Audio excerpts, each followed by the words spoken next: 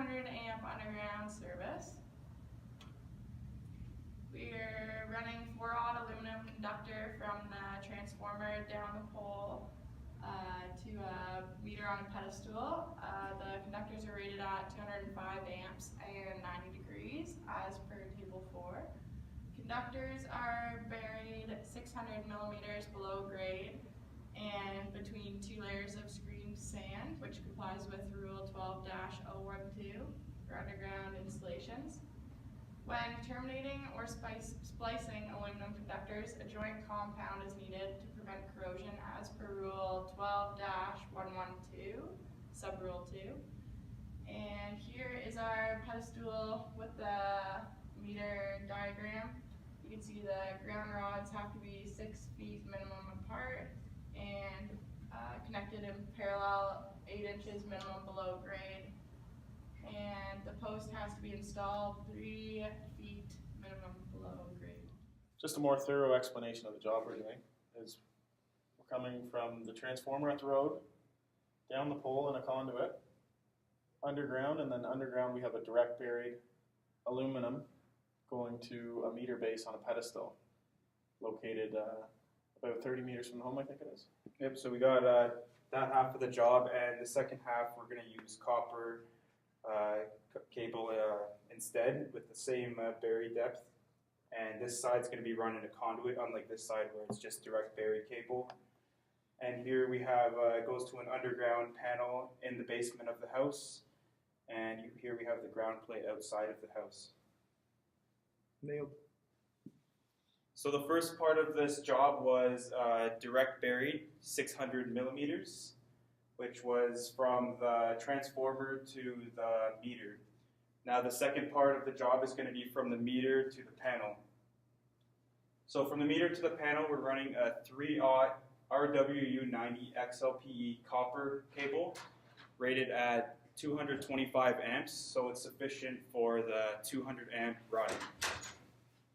This information we get from table 2 in the code book. It's run inside trade size 53 PVC conduit, and this is from table 6D in the code book.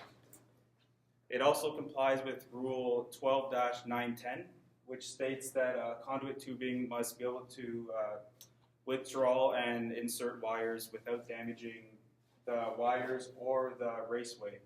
This is designated using the 40% conduit fill rule in the code book. And here we have, so this second trench is still 600 millimeters deep with unscreened sand because of the PVC conduit. And there is no, it's 600 millimeters because there's no wooden plank or vehicular area to subtract that distance. So this conduit, this PVC conduit is 30 meters long, and it connects from the meter, which will be connected like at this part here, and to the panel at that part over there. So it also can be seen here, like in a zoom. So, well, as I said, this PVC is 30 meters long, and the temperature ranges in Ontario is from -30 to +30. And it complies to the Rule 12-1012, and expansion joints are needed. So every 45 millimeters, 1 expansion joint is needed. So according to our numbers, so it can be seen here, I'm going to explain what this one here. So as we have 30 meters long, the PVC runs for 30 meters times. Well, as I said, it is from -30 to +30. So we have a delta temperature, a range of 60.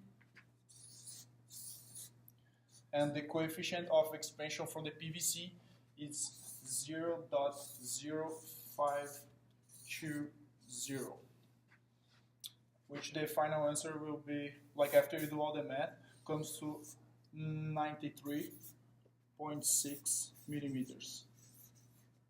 So here you can so according to this, we will need like 2 expansion joints, which each of them, so 5 millimeters. So 2 of them will be 90 millimeters. So we need 2 expansion differential joints. Yep. That's it. Got it. See how Okay, so now that we have all our expansion joints figured out and we're ready to go inside the house, there's actually a rule that we have to follow. As per Rule 12-218, where conductors pass through walls, floors, timbers, or partitions, they shall be installed in a raceway or insulated tubing. So we're okay. We're in a raceway. We're in a conduit, and it goes inside and goes into the base of the panel, and soon ready to pull wires through it. We can actually even bury this already, because thankful for conduit, you can pull wires in and out easily. So once we fill it in, we're going to add our caution tape, which, as per Rule 12-012, sub-Rule 11, suitable marking tape shall be buried halfway between installation and grade level. So they do it halfway so that when you're digging, you hit the electrical tape before the actual conductor, just to be safer, avoid problems. This is the ground electrode. It's buried just outside the house, right where you see that conduit go into the house, actually. The grounding electrode in this case is a ground plate. It meets Rule 10-700 by being a manufactured grounding electrode buried in excess of 600 millimeters below grade and in direct contact with exterior soil. So here is the grounding electrode, the grounding the plate, and here's the number 6 copper conductor, and it's connected using here's the bolted clamp, and it complies with the Rule 10-812, and the grounding conductor size for service equipment, and the 10-906 grounding conductor connection to the electrode. And here is the service box, and this panel has a 200 amps main breaker. It's here, and has no separate disconnecting is needed, and the ground electrode is terminated to the neutral bar in the panel.